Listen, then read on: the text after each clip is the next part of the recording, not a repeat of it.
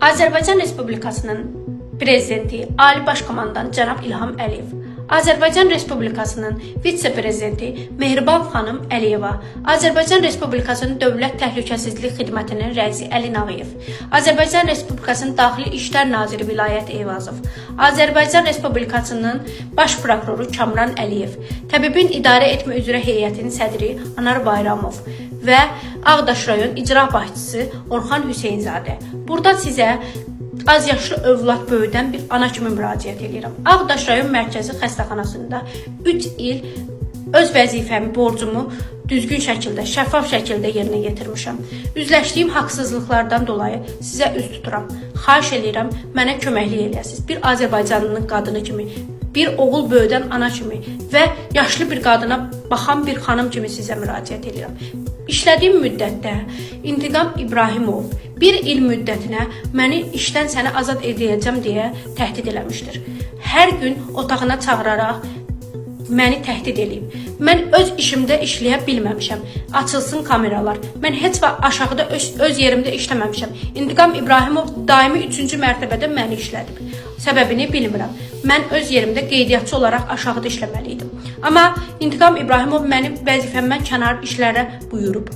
Öz yanında saxlamaq istəyib, yuxarıda işlədib, səbəbini bilmirəm. 1 il müddətinə hər gün məni təhdid eləyib, səni işdən çıxardacağım, işdən azad eləyəcəm və mən işdən çıxdıqdan sonra öz qohumunu, öz yaxınını mənim yerimə gətirmişdir.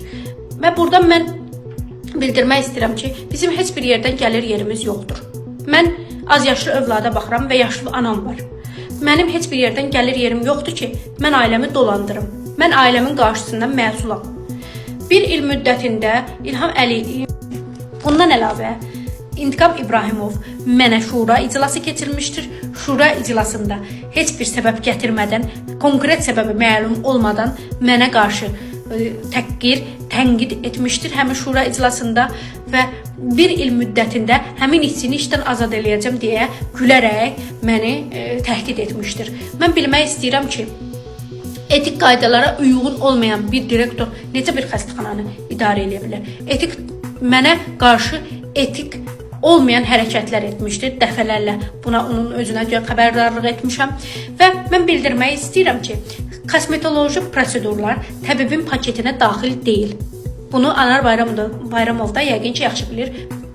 Təbii ki, heç bir təbibə aid deyil kosmetoloji prosedurlar. Deməli, qeydiyyatçılar tərəfindən Bakıdan kosmetolog gətirilmişdir. Otaqların birində özbaşınaçılıqdır. Təbii ki, xəstəxanada otaqların birində kosmetoloji prosedurlar edilmişdir. Botoks, dolğu, liflər edilmişdir xəstələrə. Bu necə olur? İntiqam İbrahimov bunun üzərinə çıxmışdır və bu işi ört-bastır etmişdir. Həmin işçilərə də sadəcə olaraq bir akt tərtib etmişdir. Mənim də əgər nəsə problemim var idisə, mənə də aktlar tərtib eləyə bilərdi. Mənə yalanlıq, əsassız aktlar tərtib edilmişdir. Mən onun yanına öz anamı göndərmişəm. Anam yaşlı qadındır, kalyaskada çıxartmışıq onun yanına və anam ondan xahiş eləyibdi ki, mənim övladıma dəymə, mənim övladım bizə baxır, bizim heç bir yerdən gəlirimiz yoxdur. Anam pensiya belə almır, pensiya belə düzəldə bilməmişik, almır. Mən istəyirəm ki, bu işlə bağlı hüquqi, qanuna uyğun, müvafiq tədbirlər görülsün.